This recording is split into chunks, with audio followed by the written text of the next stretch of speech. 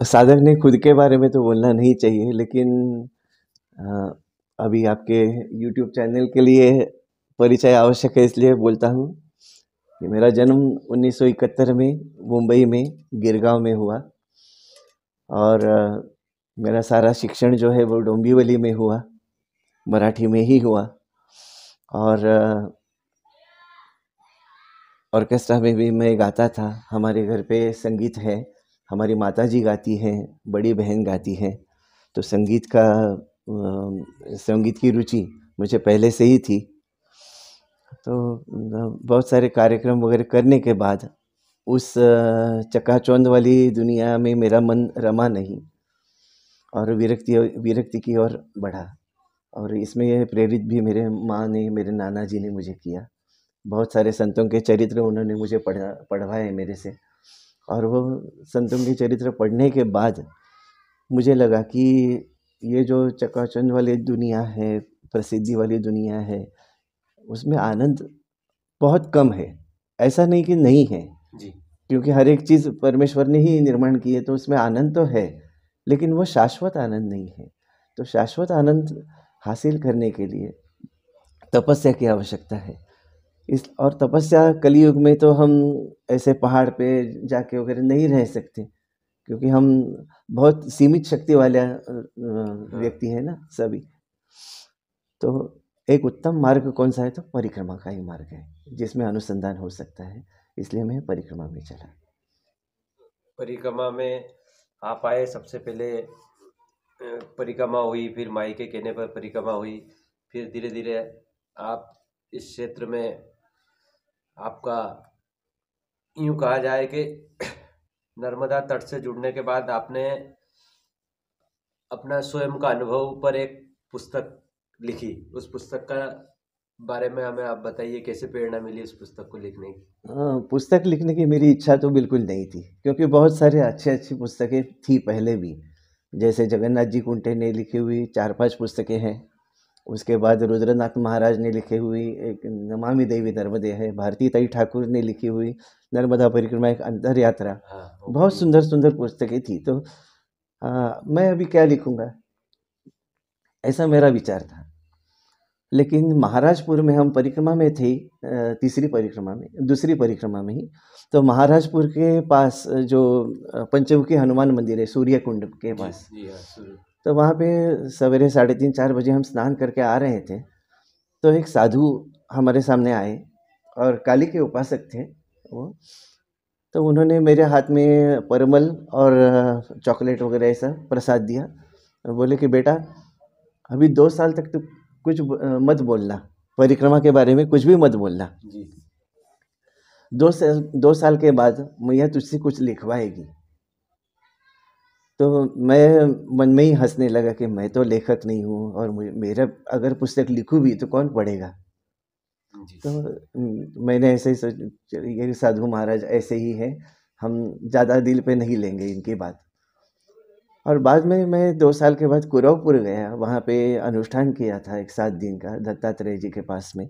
उनके उनके उनका जो श्रीपाद श्री वल्लभ अवतार है, तो उनके पास बैठ के गुरु चरित्र का पारायण बहुत अच्छा हुआ वो। उसके बाद मेरे सारे मित्र मुझे कहने लगे कि कुछ तो लिखो।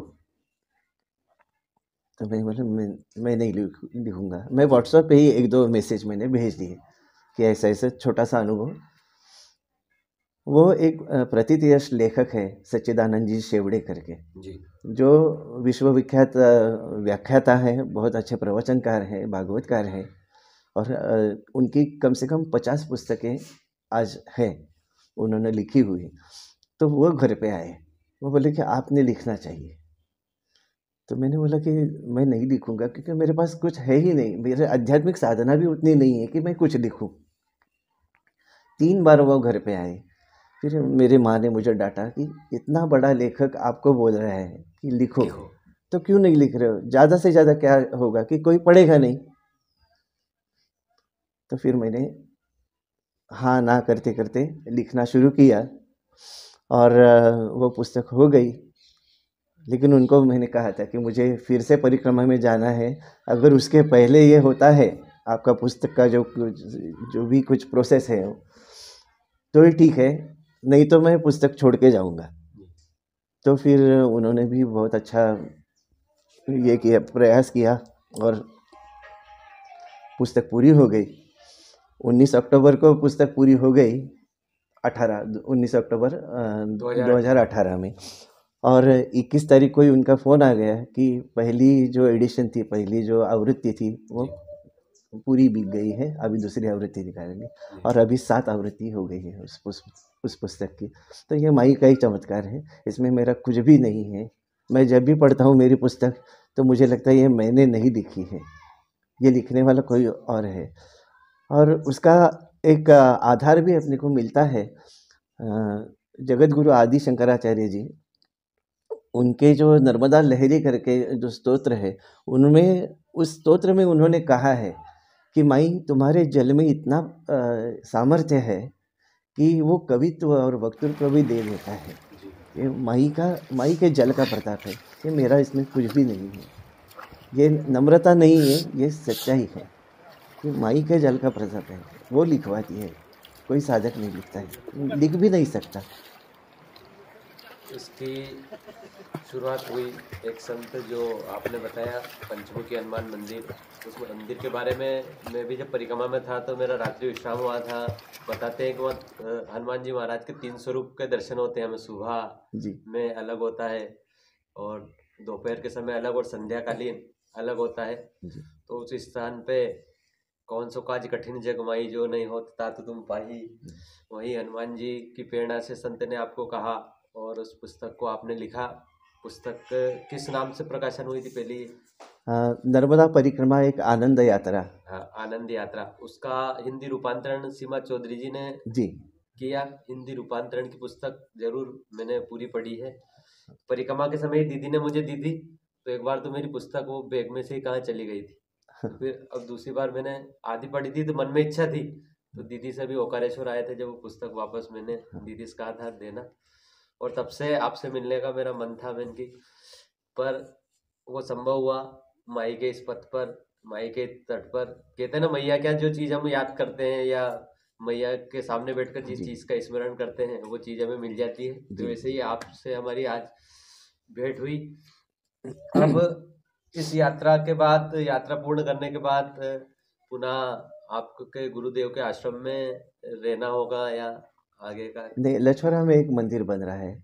स्वामी जी की इच्छा थी कि एक साधना कुटी बने जिसमें कोई भी साधक आए नर्मदा जी के भक्ति करने वाले तो वो रुक सके और एकांत में साधना करे।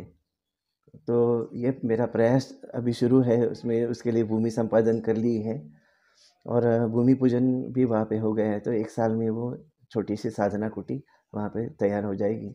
फिर हमारे माता जी के साथ हमारा हमेशा के लिए निवास यहाँ पे ही हो जाएगा, लाछोरा में, माई के तट। लाछोरा। अभी जैसे माई की परिक्रमा पथ पर हम देख रहे हैं दिनों दिन परिक्रमावासियों की संख्या बढ़ती जा रही है। परिक्रमा करना जो शास्त्रों में लिखा हुआ है कि विश्व में एकमात्र ऐसी नदी जिसकी परिक्रमा होती है, माँ नर्मदा की परिक्रमा पथ पर आने वाले परिक्रमावासियों को भी एक संदेश हम दें कि माई के तट पर, माई के पथ पर, माई की पूजन और परिक्रमा पथ पर हम माई के तट, माई के घाट और जिस आश्रम में हम रुकते हैं वहाँ स्वच्छता बनाना भी हमारा दायित्व होता है। हमारे कर्तव्य का निर्वहन करें। आश्रम में जो सैकड़ों परिक्रमावासी आ रहे हैं उनकी सेवाओं के लिए साधु संत, ग्राम में जहाँ आश्रम है वहाँ ग्रामवासी उनकी सेवा कर रहे हैं। तो परिक्रमा पथ पर हमारा भी कुछ ऐसा दायित्व हो, इसके लिए आपका मार्गदर्शन कुछ? एक तो बंधुभाव होना चाहिए। पहली बात तो ये है कि ये हम सब एक ही हैं, एक ही माँ के पुत्र हैं। तो अगर झाड़ू भी लगाना पड़े आश्रम में तो उसमें माई का ही शरीर हम साफ कर रहे हैं, वही पूजा है। और साफ सुथरा तो अभी सब जगह पे मिल रहा है। जब हमने 14-15 में जैसे किए थी उस समय जो स्थिति थी उससे बहुत अच्छी स्थिति अब अभी है। अभी सारे साधन आपको मिलते हैं। अगर अभी इसी आश्रम में हमने देखा कि गद्दे भी मिलते हैं, कंबल भी मिलते हैं, और मतलब माई आपकी सब व्यवस्था परवरिश कर रही है, व्यवस्था कर रही है। तो अपना उत्तरदायित्व तो यही है कि उसके अनुसंधान में रहे, उसका किनारा साफ रहे। कूड़ा कचरा किसी ने फेंका हो तो उससे विवाद नहीं करके वो कूड़ा कचरा उठाना ये अपना काम है।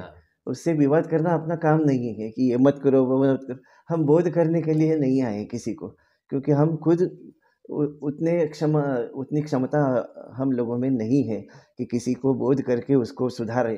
तो जो हम कर सकते हैं वो कूड़ा कचरा उठा के हम तो फेंक सकते हैं ना, या जला सकते हैं आजू बाजू में।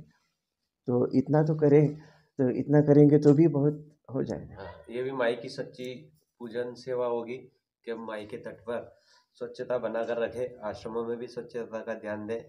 एक जब परिक्रमा प्रारंभ होती है तो व्यवस्था सबकी रहती है कि हमें ये परिक्रमा प्रारंभ होगी तो हमें आश्रमों की व्यवस्था करना है, अन्य क्षेत्र की व्यवस्था करना है, पर परिक्रमावासी उनके सुविधा अनुसार परिक्रमा पे निकल जाते हैं। ये कितना उचित है, कितना उचित नहीं। सबने बचपन का अनुभव तो किया है। जब माँ के साथ हम मार्केट में जाते थे तो हम सोच के जाते थे क्या, बस उसकी उंगली पकड़ के चलना है, वो जैसा रखेगी, जैसा जहाँ हमारा तो छोड़ दो, आचार्य शंकराचार्य जी ने भी ये कहा है कि परम जाने मात त्वदनुसरणम क्लेशहरणम। माँ, मुझे यंत्र मंत्र तंत्र कुछ भी नहीं आता है, मुझे इतना ही पता है कि माँ माँ ऐसे आपको पुकारते हुए आपका पल्लू पकड़ के आपके पीछे चलना। तो माँ जहाँ जाएगी, माँ जो खाएगी वो भी अपने को भी मिलेगा। तो जैसा बच्चा निर्भर रहता है माँ के ऊपर, उसी तरह साधक की वृत्ति होनी चाहिए। और ये हमने अभी भी अनुभव किया इस परिक्रमा में भी, कि हम मांगते नहीं हैं किसी से कुछ भी। तो मैं और हमारे भाई राजेंद्र जी रणदीवे ये चल रहे थे, बहुत भूख लग रही थी, दोपहर का समय था, छनेरा हम पहुंचने वाले थे। छनेरा कुछ 6-7 किलोमीटर था और वो हाईवे पे ही है, वहाँ पे तो सेवा ज़्यादा है नहीं।